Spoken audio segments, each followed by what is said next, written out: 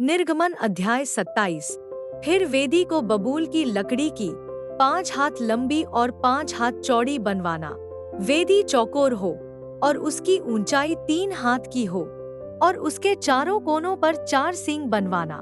वे उस समेत एक ही टुकड़े के हों और उसे पीतल से मढ़वाना।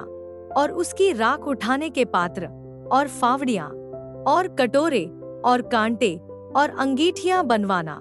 उसका कुल सामान पीतल का बनवाना और उसके पीतल की जाली एक झंझरी बनवाना और उसके चारों सिरों में पीतल के 4 कड़े लगवाना। और उस झंझरी को वेदी के चारों ओर की कंगनी के नीचे ऐसे लगवाना कि वह वेदी की ऊंचाई के मध्य तक पहुँचे। और वेदी के लिए बबूल की लकड़ी के डंडे बनवाना और उन्हें पीतल से मढ़वाना और डंडे कड़ों में डाले जाएं कि जब जब वेदी उठाई जाए तब वे उसकी दोनों अलंगों पर रहें। वेदी को तख्तों से खोखली बनवाना, जैसी वह इस पर्वत पर तुझे दिखाई गई है वैसी ही बनाई जाए। फिर निवास के आंगन को बनवाना। उसकी दक्षिण अलंग के लिए तो बटी हुई सूक्ष्म सनी के कपड़े के सब पर्दों को मिलाएं कि उसकी लंबाई 100 हाथ की हो। एक अलंग पर तो इतना ही हो।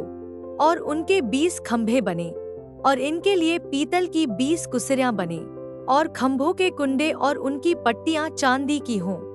और उसी भांति आंगन की उत्तर अलंग की लंबाई में भी 100 हाथ लंबे पर्दे हों और उनके भी 20 खंभे और इनके लिए भी पीतल के 20 खाने हों और उन खंभों के कुंडे और पट्टियां चांदी की हों।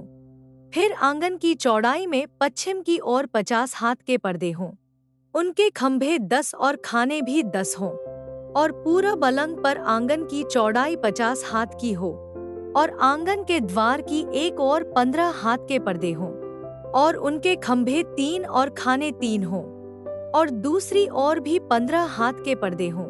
उनके भी खंभे 3 और खाने 3 हों। और आंगन के द्वार के लिए एक पर्दा बनवाना जो नीले, बैंगनी और लाल रंग के कपड़े और बटी हुई सूक्ष्म सनी के कपड़े का कामदार बना हुआ 20 हाथ का हो। उसके खंभे 4 और खाने भी 4 हों।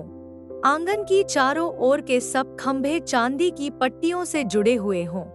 उनके कुंडे चांदी के और खाने पीतल के हों। आंगन की लंबाई 100 हाथ की और उसकी चौड़ाई बराबर 50 हाथ की और उसकी कनात की ऊंचाई 5 हाथ की हो। उसकी कनात बटी हुई सूक्ष्म सनी के कपड़े की बने और खंभों के खाने पीतल के हों। निवास के भांति भांति के बर्तन और सब सामान और उसके सब खूंटे और आंगन के भी सब खूंटे पीतल ही के हों। फिर तू इस्राएलियों को आज्ञा देना कि मेरे पास दीवट के लिए कूट के निकाला हुआ जलपाई का निर्मल तेल ले आना, जिससे दीपक नित्य जलता रहे। मिलाप के तंबू में उस बीच वाले पर्दे से बाहर जो साक्षी पत्र के आगे होगा, हारून और उसके पुत्र दीवट सांझ से भोर तक यहोवा के सामने सजा कर रखें। यह विधि इस्राएलियों की पीढ़ियों के लिए सदैव बनी रहेगी।